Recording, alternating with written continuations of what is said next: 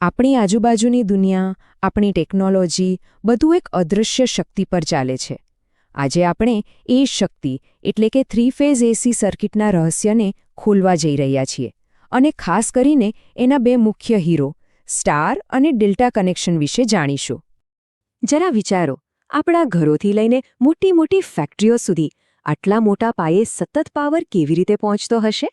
આ કોઈ નાનો સૂનો સવાલ નથી. આપણી આખી લાઇફસ્ટાઇલ આના પર જ ટકેલી છે, ખરું ને? તો એનો જવાબ છે એક ખૂબ જ પાવરફુલ સિસ્ટમ, જેને આપણે 3 ફેઝ એસી પાવર કહીએ છીએ. સાચું કહું તો આ જે સિસ્ટમ છે જે પાવર જનરેશન અને ડિસ્ટ્રીબ્યુશનની કરોડરજ્જુ સમાન છે. ઓકે, તો હવે સવાલ એ થાય કે આ 3 ફેઝ પાવર આખરે છે શું?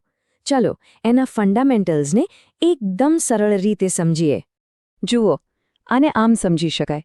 3 ફેઝ પાવર એટલે કે સમજો કે 3 સિંગલ ફેઝ સપ્લાય એક ટીમ તરીકે કામ કરી રહ્યા છે.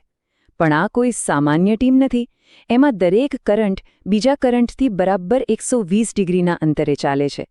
અને આ જ પરફેક્ટ ટાઈમિંગ, આ 120 ડિગ્રીનો જાદુ પાવર ટ્રાન્સમિશનને સુપર એફિશિયન્ટ અને સ્ટેબલ બનાવે છે. ચાલો, તો હવે આ સિસ્ટમના બે મુખ્ય પ્લેયર્સમાંથી પહેલા પ્લેયરને મળીએ. એનું નામ છે સ્ટાર કનેક્શન. હા, એને લોકો વાય કનેક્શનના નામથી પણ ઓળખે છે. તો શું છે આ સ્ટાર કનેક્શન? બહુ સિમ્પલ છે. બસ એટલું વિચારો કે 3 અલગ અલગ કોઇલના છેડાને પકડીને એક જ કોમન પોઈન્ટ પર જોડી દેવામાં આવે છે. બસ આ જ છે સ્ટાર કનેક્શન.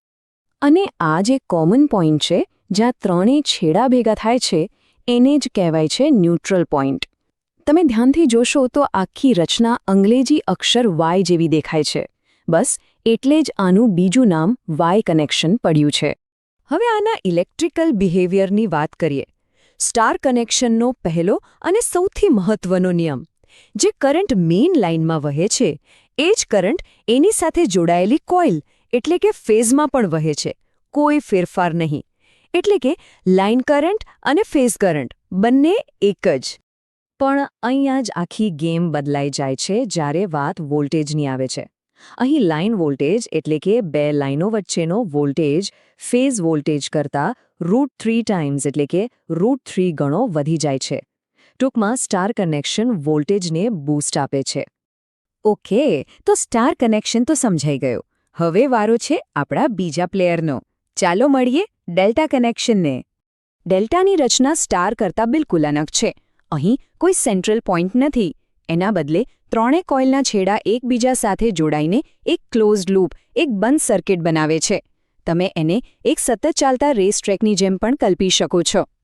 અને આ જે બંધ લૂપ છે, એનો આકાર બરાબર ત્રિકોણ જેવો બને છે, ગ્રીક અક્ષર ડેલ્ટા જેવો. અને એટલે જ એનું નામ પડ્યું ડેલ્ટા કનેક્શન. અને યાદ રાખજો, આમાં સ્ટારની જેમ કોઈ ન્યુટ્રલ પોઈન્ટ નથી હોતો. આ સૌથી મોટો તફાવત છે. હવે આની ગેમ જોઈએ. ડેલ્ટામાં લાઇન વોલ્ટેજ અને ફેઝ વોલ્ટેજ બિલકુલ સરખા હોય છે. કોઈ જ ફેરફાર નહીં. જે વોલ્ટેજ લાઇનમાં છે એ જ વોલ્ટેજ ફેઝમાં. પણ જેવું સ્ટારમાં થયું હતું એવું જ અહીં પણ થાય છે. પણ કરંટ સાથે. અહીં રોલ રિવર્સ થઈ જાય છે. ડેલ્ટા કનેક્શનમાં વોલ્ટેજ નહીં પણ કરંટને જબરદસ્ત બૂસ્ટ મળે છે. લાઇન કરંટ ફેઝ કરંટ કરતાં √3 ગણો વધારે હોય છે. અને એટલે જ હેવી ડ્યુટી મોટરો ચલાવવા માટે ડેલ્ટા કનેક્શનનો ઉપયોગ થાય છે.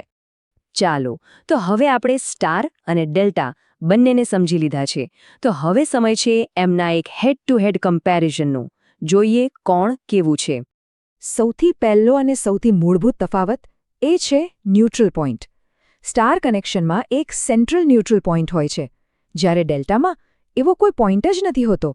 અને આ એક નાનકડો તફાવત જ બાકીના બધા ફેરફારોનું મૂળ છે.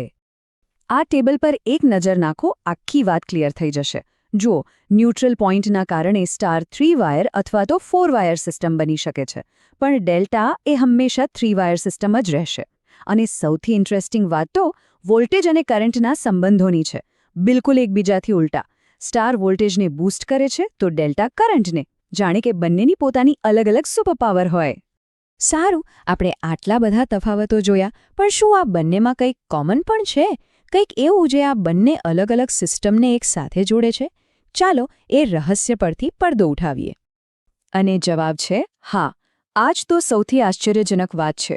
ભલે કનેક્શન સ્ટાર હોય કે ડેલ્ટા, જ્યારે ટોટલ પાવર કેલ્ક્યુલેટ કરવાનો સમય આવે ત્યારે ફોર્મ્યુલા એક જ રહે છે. આ શું બતાવે છે કે ભલે રસ્તા અલગ અલગ હોય પણ બંનેની મંઝિલ એક જ છે: એફિશિયન્ટલી પાવર ડિલિવર કરવો. તો હવે પછી જ્યારે પણ કોઈ હાઈ સ્પીડ ટ્રેનને પસાર થતી જુઓ, કોઈ મોટી ફેક્ટરીની મશીનરીનો અવાજ સાંભળો કે પછી કોઈ બિલ્ડિંગની એલિવેટરમાં ઉપર જાઓ, ત્યારે 1 સેકન્ડ માટે વિચારજો, આ બધાને પાવર આપતી મોટર પાછળ સ્ટાર કનેક્શનનો હાથ છે કે પછી ડેલ્ટાનો?